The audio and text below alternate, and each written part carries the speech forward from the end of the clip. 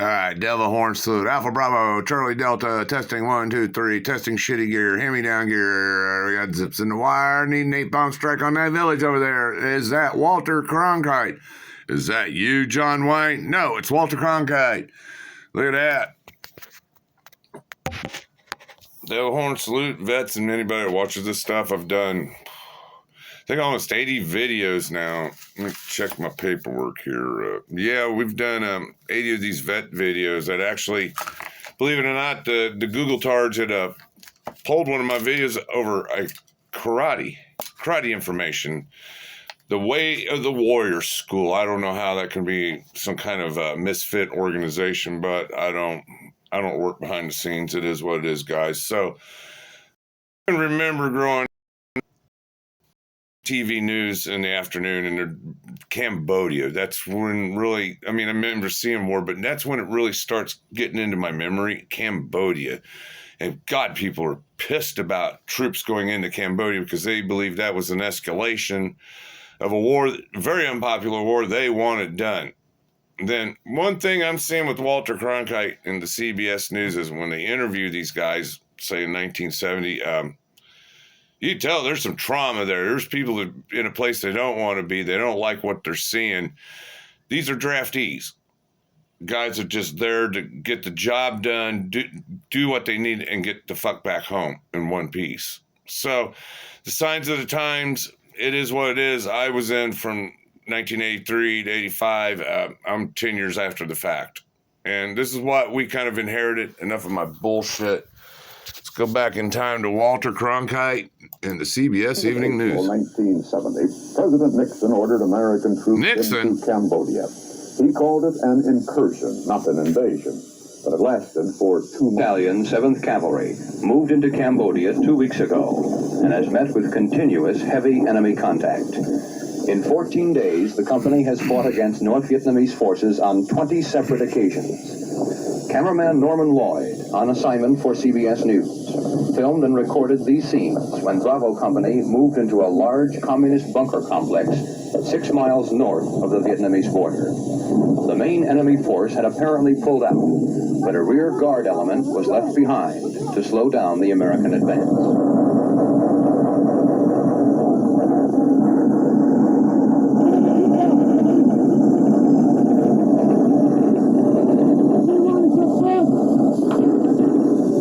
The North Vietnamese were well dug in heavily fortified bunkers like this one, with a few inches of it visible above the ground. One of its occupants was killed during the battle, but 2 others, who were apparently wounded, somehow managed to slip out, perhaps to die in the dense jungle only a few yards away. When the fighting ended, the men of Bravo Company moved into the camp. The main buildings burned to the ground.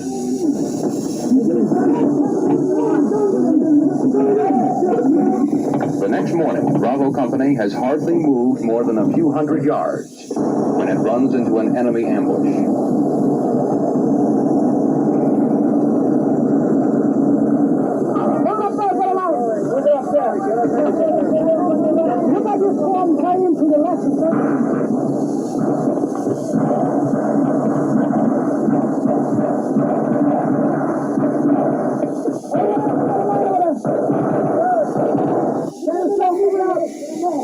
During the first few minutes of the fighting, Bravo Company suffers 1 man killed and 3 wounded. The medics work furiously to patch up those who are still alive, while the rest of the company pours a sheet of fire at the enemy positions. Bravo Company began its campaign inside Cambodia with 123 men. Its strength is now down to 89, and Lieutenant Lewis is the 3rd commanding officer in 4 days. The first was killed in action. The second was wounded. Lieutenant Lewis says despite the fact that the company is down to 2 officers, himself and 1 other lieutenant, the men's morale is still high. But the tension of the past 14 days of combat is written on each man's face as he waits for the order to move out again, down another jungle trail, to some place where he knows the enemy is waiting.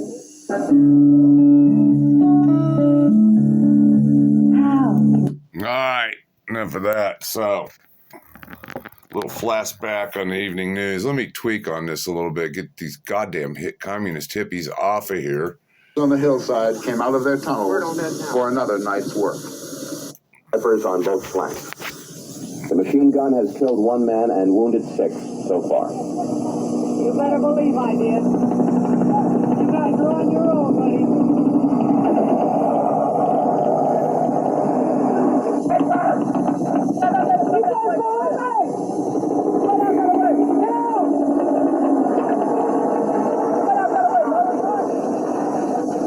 Second platoon tries to pull itself together enough to pull back away from the machine gun on the other side of the hedgerow.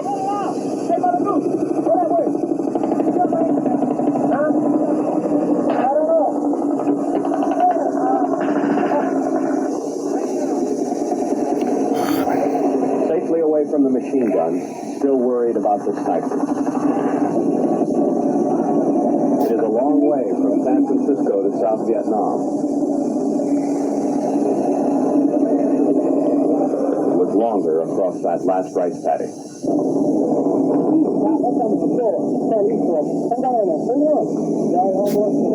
By pulling back, the men left behind the body of the one who was killed by the machine gun, a PFC who had red hair and freckles and joined the platoon last month. Most do not remember his name. You were with him when he was hit. What happened? He just dropped. We didn't even know where the rounds came from at first. And we saw a group standing about 10 feet away, and we got him. There is a lull. The platoon leader, Lieutenant Jimmy Bass, thinks about going back to the dead man. Excess 6, this is 2-6. I can't draw back. I got one KIA laying up down the dike. I can't get to him right now. I can't leave him there.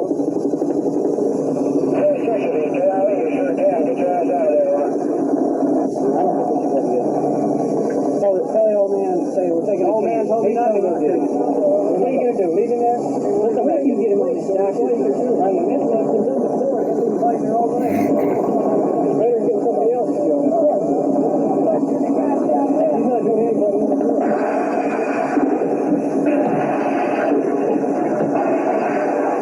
You're about to go get one of your men. Would you explain what the details of this? Yeah, he got hit. The first man that got hit, he got it in the head, and they can't leave him out there. What the heck? They're just going to go in, pull him off the dike, and bring him back here and get him out where he can get buried. Might that enemy machine gun still be active? No. I got another man hurt trying to get it, so I don't think it's there. I put a frag in the hole, so what the heck? If it is, I'm not going to stick my head up. I can promise you that. The rest of 2nd Platoon fires cover as Lieutenant Bass, his radio man, and a squad sergeant go back to the body of the new man who was killed by the machine gun. There are 100 platoons fighting 100 small battles in nameless hamlets like this every week of the war. They are called firefights. And in the That grand dude dead as strategy of fuck. things, this firefight had little meaning That dude for is anyone dead as fuck. but the Head red-headed wound. kid who was killed here. 26, 2-6. This is 2-6, I got another body here. If you can get somebody in to pick it up. The Vietnam War with Walter. See, CBS News set a standard for war reporting. It did a lot of good, man. It brought it right into our living rooms, but at the same time, it was too much for the American public. And what a disappointment when these guys went into Iraq. We didn't see no reporting like this whatsoever. See, those of us who grew up with this kind of reporting, when these new wars break, what a disappointment.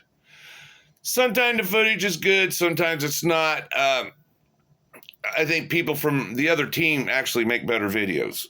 Yeah, ever since Nam, we've had to clean this up, desensitize it just a little bit, sanitize the situation.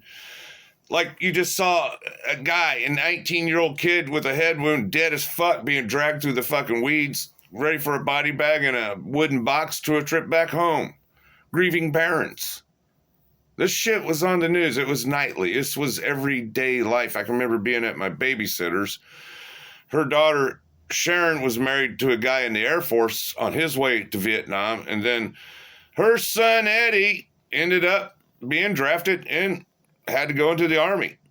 This is just right before the fucking draft stopped. Now, My senior drill instructor, Williams, he goes, I was in the Army in 1970. I joined to kill communists, and I was on my way to Vietnam, and they cut the orders, and I've been waiting ever since. And that was in 1983. He was getting ready to do his stint as a drill instructor, and then he wanted to go to Special Forces. So a little flashbacks on Vietnam, some firefights, some good TV reporting, what it should have been back in the day. Hit that like and subscribe. I'm trying to make 7,000 quality videos. Closing in my 900 subs, trying to get to that 1,000 before this donkey fucker pulls my channel. It's Walter Cronkite and CBS News, the standard of war reporting.